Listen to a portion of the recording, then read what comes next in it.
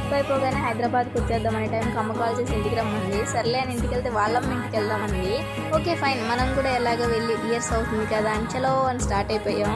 అందరూ అమ్మాయిలు మైండి తెలంగాణలో బతుకుతూ ఫ్రీ బస్ యూజ్ చేసుకునే దౌర్భాగ్య స్థితిలో ఉన్నామండి మేము. నేను అలా ఉండగలిగే ప్లేస్ ఏదైనా ఉందంటే అది మా అమ్మమ్మ గారి ఇల్లు. నా చైల్డ్హుడ్ మొత్తం ఇక్కడే ఉన్నాను. ఇక్కడ ఉన్న ప్రతి దాంట్లో నాకు మెమరీస్ ఉంటాయి. అఫ్ కోర్స్ ఇప్పుడు చుట్టంలా వచ్చామనుకో అది వేరే విషయం. ఎనీవేస్ ఇదే మా స్కూలు. ఇక్కడ నాకు చాలా అంటే చాలా మెమరీస్ ఉన్నాయి నా స్కూల్తో. అమ్మమ్మ గారి ఊర్లో మోస్ట్ ఫేవరెట్ థింగ్ ఏమైనా ఉందంటే నాకు మా పొలంలో దొరికే సీతాఫలాలు. చిన్నప్పుడు కూడా ఇంతే, మా మామ ఇలానే పొలాల్లోకి తీసుకొచ్చి ఫ్రూట్స్ అన్ని కోసిచ్చేవాడు. ఇప్పుడు కూడా ఏం చేంజ్ అవ్వలేదు. లంచ్ డిన్నర్ అన్ని సీతాఫలాలతో కంప్లీట్ చేసేసేదాన్ని, ఎందుకంటే సీతాఫలాలు అంటే అంత ఇష్టం నాకు. మా పాప మేము వెళ్ళామని కుకింగ్ చేసింది విత్ యూజింగ్ పిచ్చి ఆకులు. ప్రొఫెషనల్ చెఫ్ అనమాట. ఈ వంటకాలు మీకు ఎక్కడ దొరకవు.